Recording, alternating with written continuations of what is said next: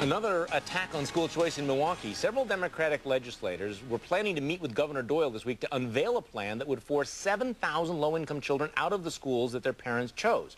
The author of the proposal, State Representative Fred Kessler, says that his plan would cause enrollment in choice to decline by nearly 40%. The Democratic legislative proposal would require choice parents to, among other things, submit income tax forms as proof of eligibility, require choice schools students to take the same test as MPS students, require choice schools to admit special needs students of any siblings in choice schools.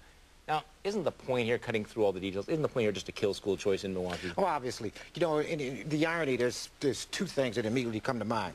Number one, this is put under this umbrella where they're talking about amending the funding formula. They had the opportunity to do that. They had a deal sitting up there that Patrick wrote about, joint finance. The mayor of Milwaukee got 8 Republicans to agree to change the funding formula. Lena Taylor and Pedro Colon had to vote. They only needed 1 vote from either one of them, and they both reneged on their promise. The second thing was, at the end of the legislative session, when they lift the cap on school choice, Fred Kessler, the author of this mess, stood there and told a bunch of people, well, don't worry about it, we lost this battle. But once we control the assembly, first thing on our agenda is to kill school choice. Patrick. And you should take him at his word. He's been fairly adamant. He's very upfront about it. I mean, you have the sheet there of his talking points, first sentence. You know. We believe if the following proposals are adopted in the next budget, Milwaukee Parental School Choice enrollment will decline nearly 40%. That's the, I mean, you mentioned that first sentence. That's your aim. That's the whole point here. In the last decade in Milwaukee, there have been very few good things that have happened in education. School choice is one of them.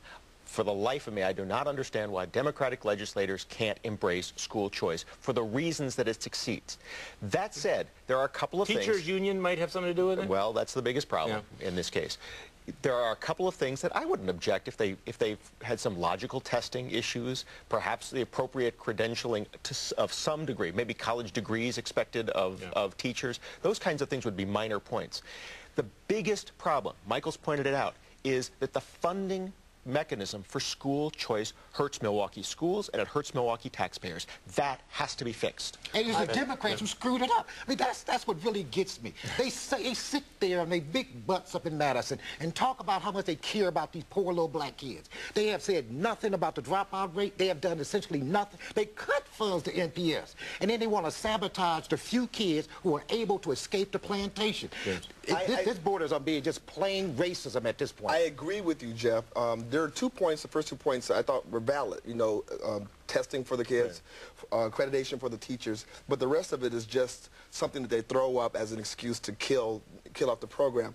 And to me what's sad is, and I agree with you, Michael, as well, if these groups would get together and seriously work together to try to make the institution work and try to work out the funding issues. If they cooperated, I really believe that we could go from last to a first model of how to run choice schools and public schools. That's what's so amazing about this, because some of the, you know, if they'd come out and said, let's deal with the funding issue, yeah, you know, reasonable people can disagree, or if they'd said, okay, you know, maybe we ought to have, you know, some requirements for the teachers, let's talk about that. But Fred Kessler puts out his talking points, and the first sentence is basically bragging, here's a plan essentially to kick 7,000 students out of the school. And so they're meeting in secret almost. I mean, you don't have a hidden agenda here. The agenda is like right there in neon. Here's what we're going to do, and we're not inviting everybody out to be a part of it. Oh, yeah, that's another thing. Who does not get invited to this meeting?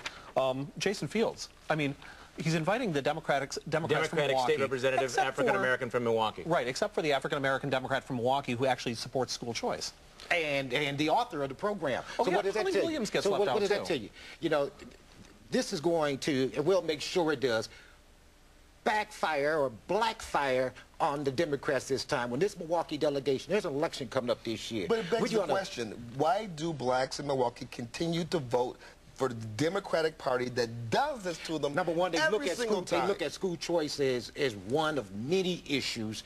And but this is the one that's most central to our hearts. It's our children. I agree with you 100%. But there is no accountability. I have to admit it publicly. There is no accountability of black elected officials in the state of Wisconsin. Actually, we could do a whole show in answer to that particular question. Next on